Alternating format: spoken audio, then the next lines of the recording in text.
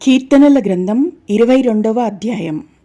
దావీదు తన చిన్న వయసు నుండి దేవుణ్ణి తన తరము వారందరిలో అధికంగా ప్రేమించి ఆయనను అధికంగా గణపరిచిన ఏకైక వ్యక్తి.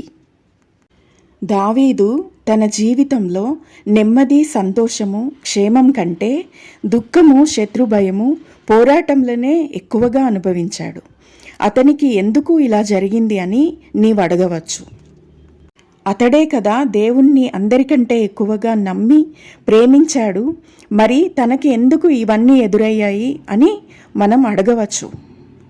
అయితే దేవుణ్ణి అధికంగా ప్రేమించి ఆయన నిమిత్తము శ్రమను అనుభవించి దేవుని నిమిత్తమే నిందలను, అవమానాలను సహించేవారిని దేవుడు తరతరములకు తన వాక్కును, తన చిత్తాన్ని వెల్లడి చేసేవారిగా సిద్ధపరుస్తాడు.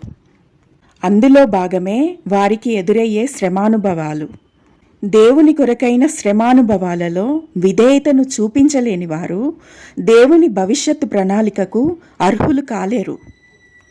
దావీదైతే తనకు ఎదురైన మనుషుల నుండి కలిగిన బాధలన్నిటిలో తను ఏ విధంగా దేవుని వైపు చూశాడో, ఆయనను నమ్మాడో, ఏ విధంగా ఆయన వద్ద నుండి విడుదల పొందుకొని దేవుని పట్ల కృతజ్ఞత కలిగి ఉన్నాడో తెలియజేసే ఒక బ్యూటిఫుల్ చాప్టరే ఈ యొక్క 22వ అధ్యాయము, కీర్తన అధ్యాయం. ఈ అధ్యాయాన్ని దావీదు రచించాడు.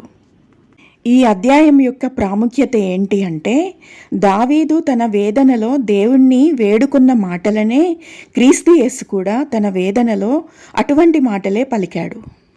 అంటే దావీదు యొక్క హృదయ స్థితినే క్రీస్తు యొక్క ప్రేమ స్వభావాన్నే దావీదు కలిగి ఉండడం మనం గమనించవచ్చు. ఇది చాలా వండర్ఫుల్గా మనకు అనిపిస్తుంది. మొదటి 10 వచనాలలో దావీదు తనకు ఎదురైన ఎంతో శ్రమను బట్టి, మనుషుల ద్వారా కలిగిన తిరస్కారం, నింద, అవమానాలను బట్టి దేవుడితో ఇలా మొరపెట్టుకున్నాడు. చదువుకుందాం. మొదటి వచనం. నా దేవా, నా దేవా, నీవు నన్నేల విడనాడితివి. నన్ను రక్షింపక నా ఆర్తధ్వని వినక నీవేల దూరంగా ఉన్నావు. 6వ వచనం. నేను నరుడను కాను, నేను పురుగును, నరుల చేత నిందింపబడిన వాడను, ప్రజల చేత తృణీకరింపబడిన వాడను. నన్ను చూచి వారందరూ పెదవులు విరిచి తల ఆడించుచు నన్ను అపహసించుచున్నారు. దావీదు ఇలా అంటూ ఇంకా ఇలా చెప్తున్నాడు. దేవా, నేను నిన్నే నమ్ముకుంటున్నాను. ఈ విధంగా దూషింపబడుతున్నప్పటికీ కూడా నేను నీకే మొర్ర పెడతాను. ఎందుకంటే నా పితరులందరూ ఇలాగే నిన్ను అనుసరించారు, వారందరూ విడుదల పొందారు అని అతడు అంటున్నాడు. 4, 5 వచనాలు చదువుకుందాం.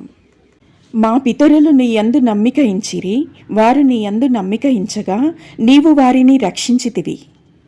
వారు నీకు మొరపెట్టి విడుదల నొందిరి, నీ యందు నమ్మిక ఇంచి సిగ్గుపడకపోయిరి. ప్రజలు తనను ఎలా హింసిస్తున్నారో దావీదు ఇలా దేవునికి చెప్తూ ఉన్నాడు. 12, 13 వచనాలు. వృషభములు అనేకములు నన్ను చుట్టుకొని ఇన్నవి, బాషాను దేశపు బలమైన వృషభములు నన్ను ఆవరించి ఇన్నవి. చీల్చుచును గర్జించుచును నుండు సింహము వలె వారు నోళ్లు తెరుచుచున్నారు. 15వ వచనం. కుక్కలు నన్ను చుట్టుకొని ఉన్నవి. తనను నిందించే ప్రజలను దావీదు జంతువులతో పోలుస్తున్నాడు. వారు దుష్టుడి వలె దేవుని పిల్లలను మృంగడానికి చూసే నోళ్లు తెరుచుకునే సింహముల వలె ఉన్నారు. వారు బాషాను దేశపు వృషభములు అని దావీదు తన శత్రువులను పోలుస్తూ ఉన్నాడు.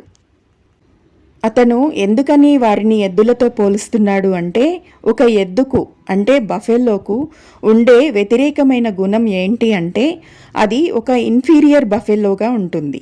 అంటే పూర్ క్వాలిటీ ఎద్దులాగా అది ఉంటుంది. దాని అర్థం అవి తమ యజమాని తమ నుండి కోరుకున్న క్వాలిటీ వర్క్ని అవి చేయలేవు. అది చేసే దావీదు లాంటి వారంటే బఫెల్లోస్ లాంటి మనుషులకి చాలా కోపం, అసూయ. ఇంకా ఈ కుక్కలు నన్ను చుట్టుకొని ఉన్నాయని అతడు తన శత్రువులను కుక్కలకు పోలుస్తూ ఉన్నాడు. ఈ కుక్కలకు ఉండే నెంబర్ 1 నెగటివ్ క్వాలిటీ ఏంటి అంటే, అవి ఎక్సెసివ్ బార్కింగ్ని కలిగి ఉంటాయి. వారు కూడా ఇలాగే దావీదును గురించి పిచ్చి మాటలు మాట్లాడుతూ తమ అసూయను వెళ్ళగక్కుతూ ఉన్నారు.